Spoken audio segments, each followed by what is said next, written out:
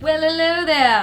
Hello. So we were watching a YouTube video recently and there was a guy on there that was saying that he felt uncomfortable physically and verbally abusing his girlfriend in the bedroom even though she asked for it. Sometimes I guess it can be quite confusing if your partner's suddenly like, I really want you to hit me in the bedroom. Yeah, but it's like, I love you. Why would I want to hit you? Yeah, why would I want to hurt you? Why would I want to cause you pain? And in the media, we obviously get a lot of people and a lot of stuff that comes up about abusive relationships or nasty things happening to women and men as well. But then we're also conflicted with 50 Shades of Grey. Yeah, and all this like domination is sexy and, you know, take control and BDSM and everything. So do you think it's okay for a partner to be abusive to another partner in the bedroom? You could take it two different ways.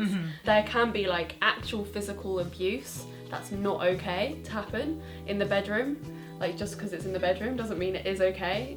It has to be consensual. Yeah, it's all about consent. If it is consensual, then I think it's definitely okay.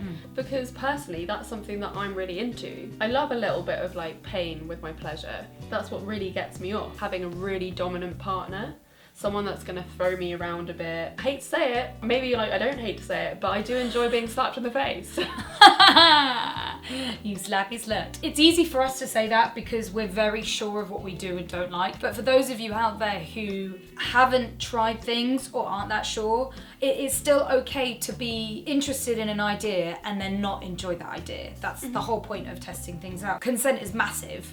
And it has to be consented on both parties. I feel like people are allowed to do whatever they want to do to each other as long as it's consensual. And this could be to the extreme of using like knives, knife play. If they're both completely okay with it 100%, that's okay. You know, they should be able to do that. But the grey area is when someone's okay with something and then they change their mind in the middle of stuff. That's also okay to do, but as long as you communicate to both parties. I think like quite a lot of the time, this sort of sex, it could go a little bit wrong because sometimes people find it hard to sort of pluck up the courage to be like, actually, I don't like what you're doing. Yeah, I mean, it could be such a simple switch as in maybe you liked it during one sexual encounter but don't like it with another sexual encounter, even if it's with the same person. Like maybe that hit was one too many or that stung my ass just a bit too much. Like weirdly, I feel the same way about anal. When I'm feeling like sort of dirty in bed, like, it's because weirdly I hate it and I want the abuse in a way. Abuse like, my anus. Then other times I won't want it at all because I'm like, actually, I really don't like it. And that's not turning me on right now. And so it can be exactly the same for rough sex. Absolutely. It's the same with choking. You know, you might like a little bit of light choking, but maybe that choke goes a little bit too far and that might scare you a little bit. Like I've definitely passed out before with choking. Have you? And at the time I was like, wait, stop, one sec. But then looking back on it, I was like, actually, that's kind of hot. Like, you know, full control over my breathing. But because you're only human, you're both human, you're testing out each other's limits and you're both testing them out, you know, what you like, what they like. A lot of the time it is trial and error and that can be quite scary. There are lots of different types of way you can be dominant and submissive in the bedroom. One of those is verbally. Even though it's just words, it can go too far. It absolutely can do. You can start off being verbally abusive and not even touch the other person by saying, sit on the end of the bed, put your hands underneath your bum and do not move for the next hour. That can be very sexual, but you're not doing anything to each other. It's just a verbal command. Or it can go too far and you can call someone a dirty, filthy slut.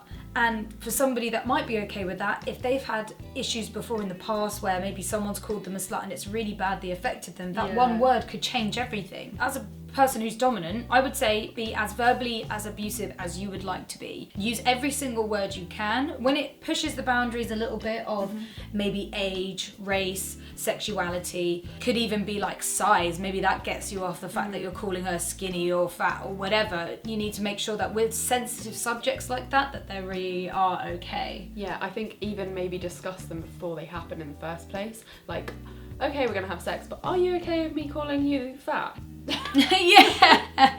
Or saying something to do with your race. I mean, you stupid white bitch. Yeah, is that okay? As a submissive, you might be thinking, well, I can't say that during practice. That will ruin the whole facade. But no, that's totally not it. As someone who is submissive, as a responsible and an honest relationship that you have, a trustworthy one, you should be able to tell them when you don't like something. If they don't accept that, then it's not a trustworthy sexual relationship and you should get the fuck out of there. You should be respected. Even if you want to not be respected in the bedroom, you should still be respected as a human, as a person. And it's not okay if your feelings are still hurt after the sexual encounter has finished. That's when you know that you've gone too far and that the rough sex and the abuse is not okay in the bedroom. But you remember, you are both human and you're allowed to learn from the mistakes that you make. With physical abuse, that gets a little bit more tricky, mainly because of marks and you know, you can actually genuinely get hurt. There's an element of risk in there, which is hot for most people. Yeah, I mean, I love getting bruises. I wish I could bruise. My skin does not bruise.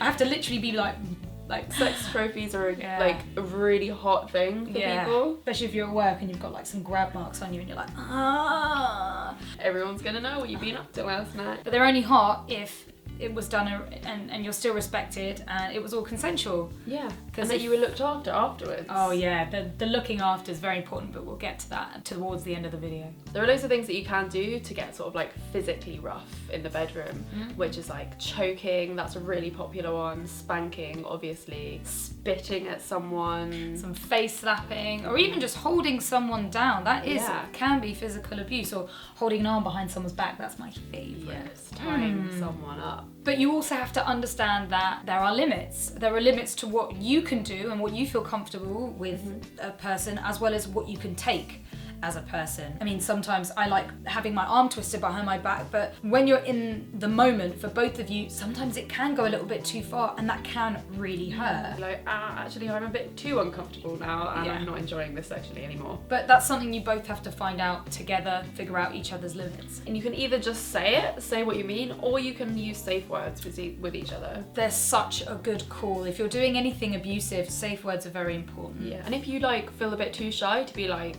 hitting me in the face wasn't okay, just say, like, before you have sex, just say yellow. So the colour system works really well for people who are testing out their limits. When something's pushing it a little bit, you can still handle it, still take it. You go for yellow or amber, but when it goes too far, then you say something like red, and that's a complete no, stop right now. I always use the safe word seriously, but a lot of people use colours like purple or what's the other one, orange, because they don't rhyme with anything, so you can't mistake it for something else. And I'm like, seriously! Like screaming it at the top of my lungs, like, seriously! Seriously!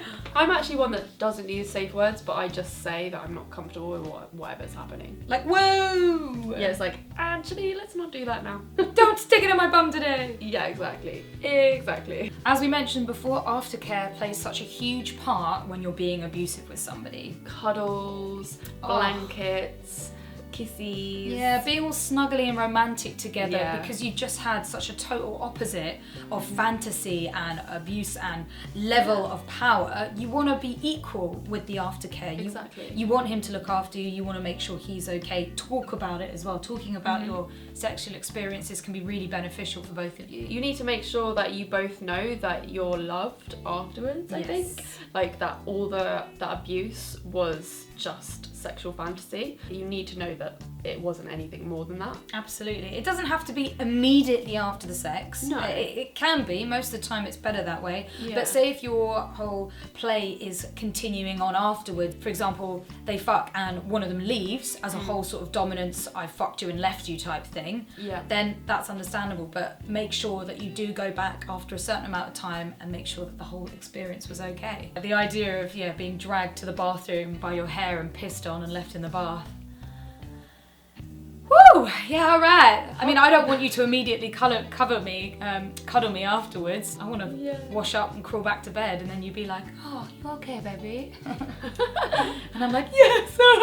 Whereas I personally would just want the aftercare straight away. Everyone's different. So yeah, being like sexually abusive, rough sex in the bedroom. Like, it is okay. It's okay to want to be hurt in the bedroom. Pain and pleasure goes so well. And also, like, it's okay to want to be dominant. It's okay to want to do that to someone else. I can see, like, where it gets really confusing, but that's what's so good about sex, is that it doesn't matter in sex. Yeah, you Like, can just sex be your is so simple. total self. Animalistic. Being rough in the bedroom doesn't mean that you have issues, doesn't mean you have daddy problems, or that you actually want to abuse another person. It is just a fantasy. You are right in saying that in the sex, you should be allowed to be totally 100% you, because that's what you should feel like with the person that you're with. Yeah. You should be allowed to be the best or worst you want to be, but then the whole respect thing comes along, and understanding, knowing that you're not actually horrible people,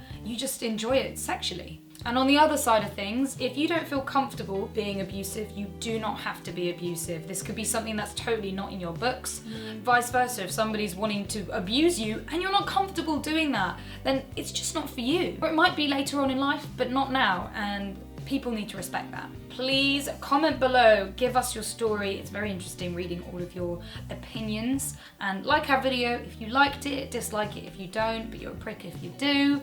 Also subscribe, and we'll see you next week. Bye. Bye.